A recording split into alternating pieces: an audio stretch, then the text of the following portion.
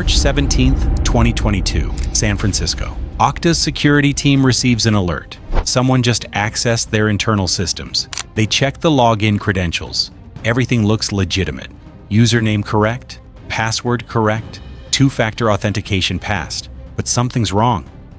The person who logged in is sitting at home in England. She's 16 years old. Goes by the name Teapot online. She'll break into NASA's networks, Cloudflare's internal systems, and dozens of Fortune 500 companies. Not with sophisticated hacking tools, with screenshots from Telegram and a talent for convincing people to hand over their passwords. When investigators finally track her down, they discover something terrifying. She's part of a teenage hacking group that's been inside the world's most secure networks for months. How does a 16-year-old girl from England hack NASA? Why can't billion-dollar security systems stop her? And what happens when they realize she's already sold access to cybercriminals? Hit subscribe, because what comes next will make you question every security system you trust. The story starts 3 months earlier, December 2021. A teenager in England joins an online forum called Breach Forums. She's 16, uses the handle Teapot. Nobody knows her real identity. On these forums, hackers trade stolen data, share techniques, and sell access to compromised systems. Teapot starts small, posts a few stolen passwords. Nothing major, just proving she belongs. But she's learning, watching, studying how the best hackers operate. And she discovers something interesting. Most of them aren't breaking into systems with complex code. They're using social engineering, tricking people into giving them access. She realizes she can do this better than anyone, because nobody suspects a teenage girl. Her method is devastatingly simple. She targets employees at major tech companies, finds their personal information online, email addresses, phone numbers, where they work. Then she calls them, pretends to be from their company's IT department. "Hi, this is tech support. We're seeing suspicious activity on your account. Can you verify your credentials so we can secure it?" And people just give her their passwords because she sounds professional, because she knows internal company terminology, because people trust voices that sound helpful. Once she has one employee's credentials, she's inside the network. From there, she can access internal systems, steal data, and move deeper into the company's infrastructure. Nobody notices because she's logging in with legitimate credentials. The system thinks she's an employee. February 2022. Teapot sets her sights on a bigger target, Nvidia, one of the world's largest tech companies. She spends days researching employees, finds a mid-level IT administrator on LinkedIn, learns his name, his role, his team. Then she crafts a phishing email, a fake message designed to look like it's from Nvidia's security team. "Your password is expiring. Click here to reset it." The administrator clicks, enters his credentials on what looks like Nvidia's login page. But it's not. It's Teapot's fake page. She now has his username and password. She logs into Nvidia's network using his credentials. The system doesn't see an attack. It sees an employee logging in from home. She navigates to Nvidia's internal file servers, downloads over 1 terabyte of data, source code for graphics drivers, confidential product designs, employee information. She posts some of it on Breach Forums, proof of her hack. The rest she offers for sale. Other hackers notice? Teapot just breached one of the world's most valuable tech companies. She's 16 years old, and she's just getting started. March 2022. Teapot targets Okta, a company that provides login security for thousands of other companies. If you've ever logged into a website and it said sign in with Okta, that's them. They're the gatekeepers, the security layer between employees and company networks. Teapot finds an Okta employee on LinkedIn. Junior customer support representative. She calls him directly. "Hi, this is Sarah from IT Security. We're running mandatory security updates. I need you to log into this portal so we can update your credentials." The employee is confused but compliant. She sounds legitimate, knows internal terminology. He clicks the link she sends, logs in. Teapot captures his credentials in real time. She's now inside Okta's internal systems. She takes screenshots, admin panels, customer data, internal communications, posts them on Breach Forums. Okta breach full access. The post goes viral in hacking communities. Security researchers see it, They alert Okta. Okta initially downplays it, says it's a minor incident, limited access, under control, but it's not under control. Teapot had access to Okta's internal systems for weeks, and Okta provides security for thousands of companies. That means Teapot potentially had indirect access to thousands of corporate networks. The breach gets worse. Teapot shares access with other members of her hacking group. They call themselves Lapsus dolls, a loose collective of teenage hackers from England and Brazil. They're not motivated by politics or terrorism. They're motivated by money, fame, and proving they can hack anyone. The group coordinates on Telegram, shares stolen credentials, plans attacks together, and they're incredibly successful because nobody expects teenagers to be this sophisticated. Lapsus uses Teapot's Okta access to breach other companies. They hit Microsoft, steal source code for Bing and Cortana.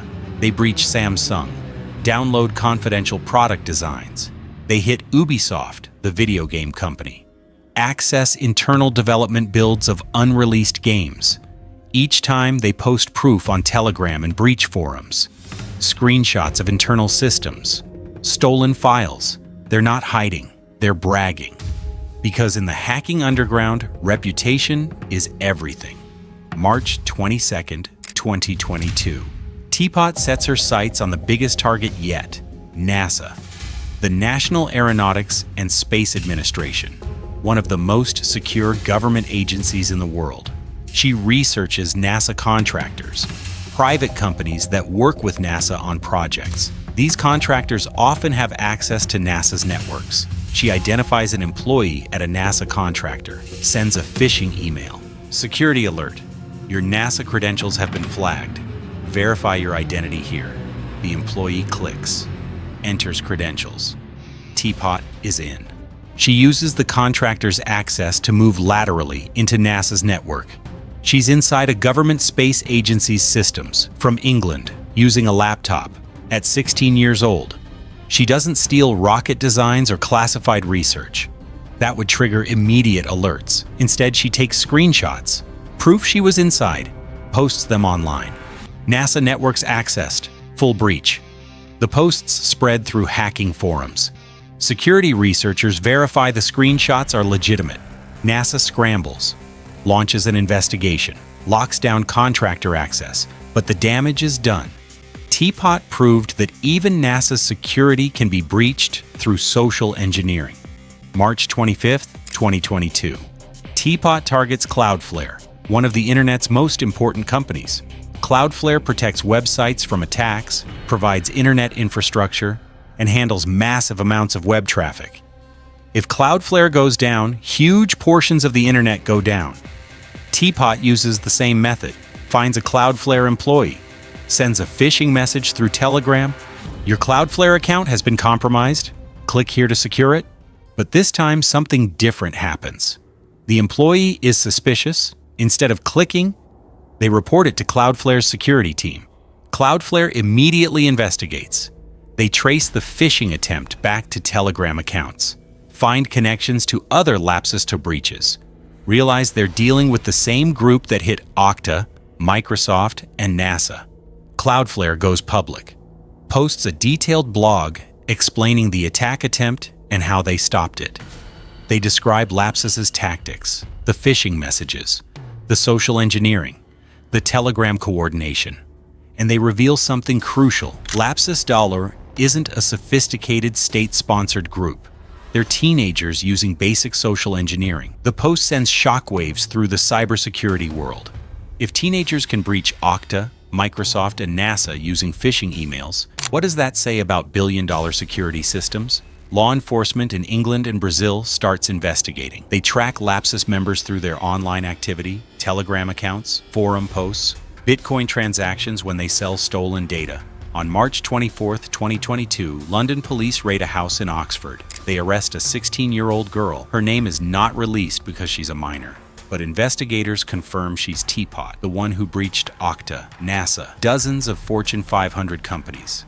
They seize her computers, phones, and hard drives, find evidence of hundreds of breaches. stolen credentials for thousands of employees across dozens of companies, chat logs showing coordination with other Lapsus members, Bitcoin wallets containing hundreds of thousands of dollars from selling stolen data. Over the next week, police arrest 6 more Lapsus members, ages 16 to 21, most still living with their parents, using gaming laptops to hack some of the world's most secure networks. The arrests reveal something disturbing. These weren't elite hackers with advanced technical skills. They were teenagers who understood human psychology. They knew people trust helpful-sounding voices. They knew employees often don't verify security requests. They knew that once you have legitimate credentials, security systems see you as authorized. One Lapsus member had autism and was reportedly obsessed with hacking as a special interest. Another was in high school and hacked between classes. They weren't backed by governments or organized crime. They were bored teenagers with internet access and a talent for manipulation.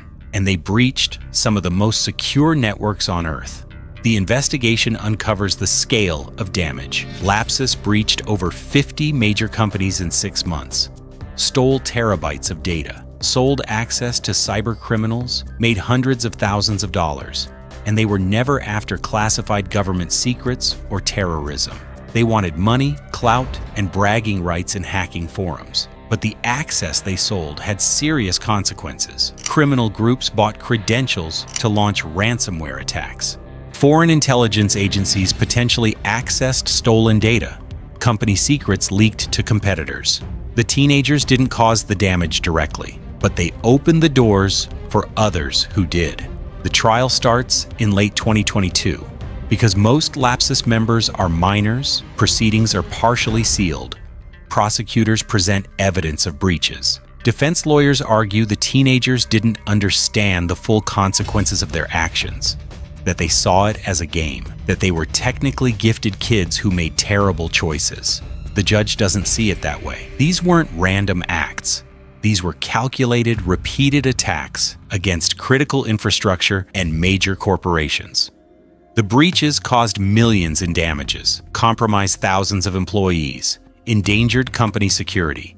In early 2023, sentences are handed down. Teapot receives 18 months in juvenile detention. Other members receive similar sentences. Some are banned from using computers unsupervised until they're 21. But the sentences feel inadequate compared to the damage. 18 months for breaching NASA, Okta, Microsoft, Nvidia, and dozens of others, for stealing terabytes of data, for selling access to criminals. The Lapsus case forces a reckoning in cybersecurity. If teenagers using basic phishing can breach NASA and Okta, something is fundamentally broken. The problem isn't technology, it's humans. Companies spend billions on firewalls, encryption, and monitoring systems.